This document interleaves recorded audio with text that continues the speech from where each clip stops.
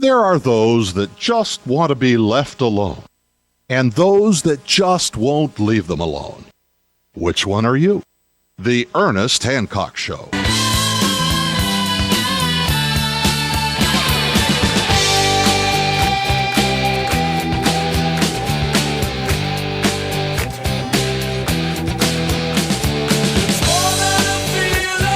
Yeah, how about some factual information? It's more than a feeling. We know what's up, and we have Terry Nelson from Law Enforcement Against Prohibition here to tell us from personal experience over decades the effect of the drug war.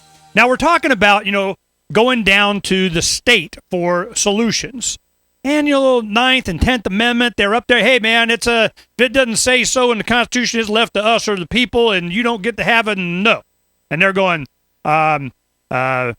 we got canon, man. We can do what we want.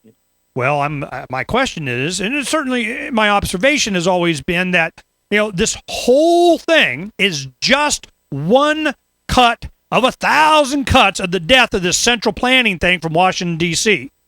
The drug war is just one of many, many, many failed policies from the concept of we rule you. Not only do we rule you in what you produce, we get to tax it, but what you actually consume into your body. Because the concept, if it's not your body, then whose is it? Oh, they say it's theirs. Oh, I wonder how long that's going to hold up. Well, the people have always demonstrated their preference, but, who's on the other side? Well, Law Enforcement Against Prohibition has a great spokesperson in Terry Nelson. He's saying, you know what? I think we should leave it down to the states. I'm like down to the individual. I don't even want the government involved at all. Well, is it a philosophy thing? Is it a social thing? Is it a cultural thing? Now, Terry, you've been around long enough to see the shift in the culture. When has it really started to amp up? Was there always this opposition, or has it been more recently that people are just going on every aspect of the drug war at every level? Now, off air, we were talking about some people that are, inside are starting to come out. And I know this from personal experience and from other people I've talked to, that even prosecutors, judges, they're going, oh, heck no. Give us some examples. Well, it's hard to off the top of my head, give you the name, but I will give you, I've worked these National State Legislators Conference for in Nashville and in New Orleans and in Boston. And so where you have the state senators and congressmen coming there to have their conference, well, LEAP has a booth there. And we set up when we talk to people as they come by. And we always keep a running tab of how many people agree with us, how many don't, and how many tell us we're friggin' crazy and we ought to be shot. That goes on the far right-hand side of the page, by the way. But historically across the board, in the 3 that I've been at and the 5 that since I've been in LEAP, all the numbers are about the same. 82% of the representatives and senators that come by our table agree with us. They agree with us. They say it is not working, that something needs to be done. They just can't find the courage to stand up. It's starting to change. Now they're starting to have that courage to stand up because prohibition is a luxury we can no longer afford. It's just costing us too much money. $79 billion a year down the rat hole since it started in 72, about $1.3 trillion, give or take a zero, depending on who's doing the numbers.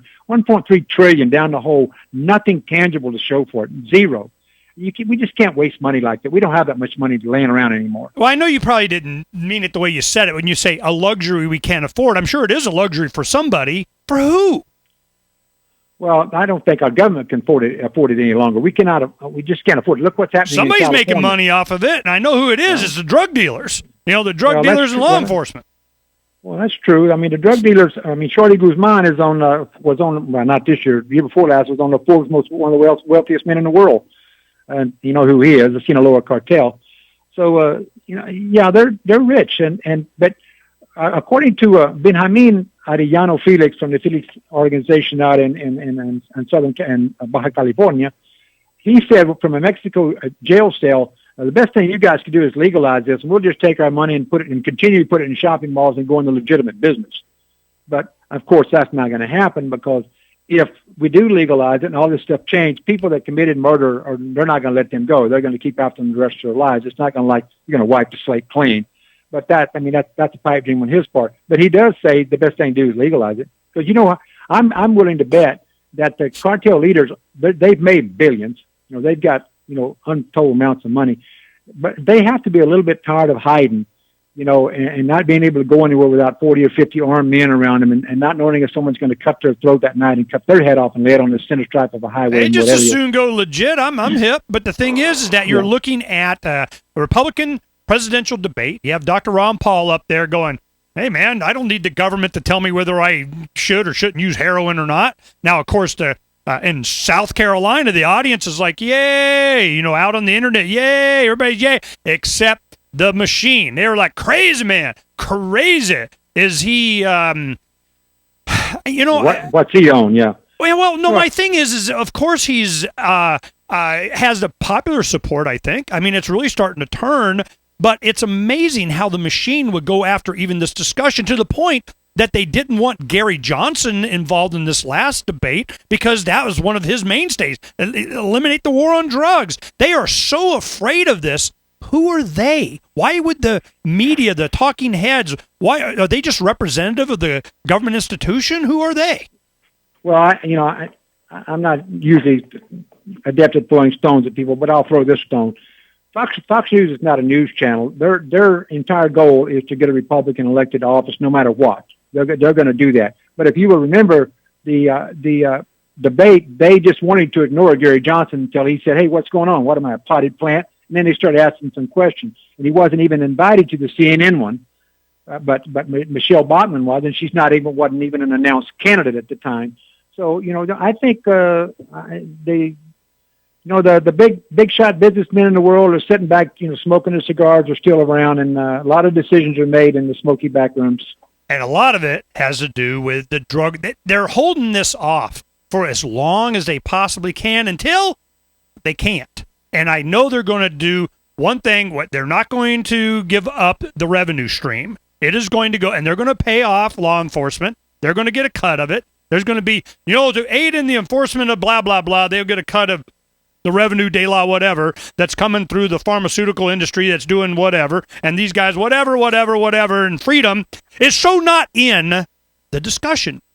So I got to ask you, Terry, philosophically, aside from all of the damage that Prohibition does, do you come at it at all from it's my body and I can snort Clorox if I want to? I mean, at what point do you just go, it's a philosophical thing down to the individual?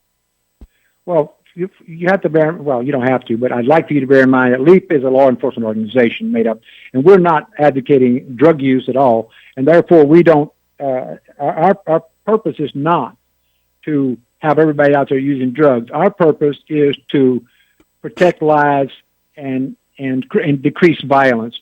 But we do believe that it's a person's choice whether or not he wants to drink scotch, smoke cannabis, or shoot up. I highly recommend against a couple of those. I drink scotch, so that's my drug of choice.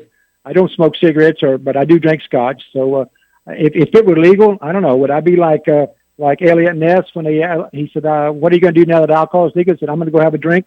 I don't really think so because, but I'm not going to say that. I might. Hell, I don't know. I might be at a party someone might hand me a joint and say, "Here, take a toke," and I might do it. I'm not going to say I wouldn't, but I don't think that I would. I know dang good and well I wouldn't do coke or heroin or meth. I know I wouldn't do that because I've seen what it does. Well, I understand your answer. I just want to get more specific on this, and you kind of answered it, but my question is this. Freedom always works better. and certainly the concept that I own my own life and my body, and I'm wondering, if LEAP will ever make that kind of a policy statement. I mean, you almost did. I mean, it's better to let people just, do it as long as they're not violating another's rights and all that kind of stuff. But a lot of times when I talk to LEAP representatives, they're always focused on the practical application of prohibition or anti-prohibition, as opposed to that just being a side effect of violating the proper role of government, which is defense of the individual to do what they want. Okay.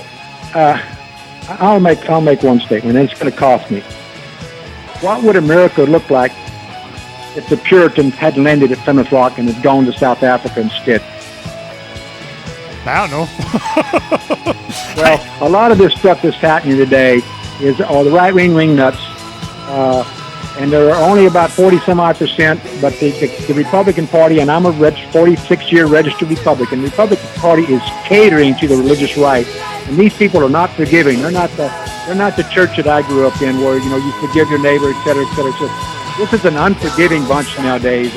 I think, Terry, they're going to push the button on us, but I understand your point. I think that they're taking advantage of these people to use as justification for the whole concept of we rule you and everything you make and do and everything, because it serves their purpose. Uncovering the secrets and exposing the lies. That's what readers of freedomsphoenix.com get every day. Readers of freedomsphoenix.com are constantly provided the information that detail the real news between the lines of propaganda about government policies and the true relationship we all have with coercive governments. Learn the true condition of our economy, innovations and technological breakthroughs in energy, health, computer science, and space travel. Learn the truth well before it's admitted to in the mainstream media, the media that is so last century. Corporate media has evolved into nothing more than distributors of government propaganda, but we now have a fantastic alternative. FreedomsPhoenix.com provides constant news updates on the issues that affect our lives in the most important ways. Our liberty and our property are under constant attack, and FreedomsPhoenix.com provides the understanding behind the propaganda while encouraging the participation of our readers. Join us at FreedomsPhoenix.com. That's freedoms with an S, Phoenix.com. FreedomsPhoenix.com, where the revolution between the ears has already matured.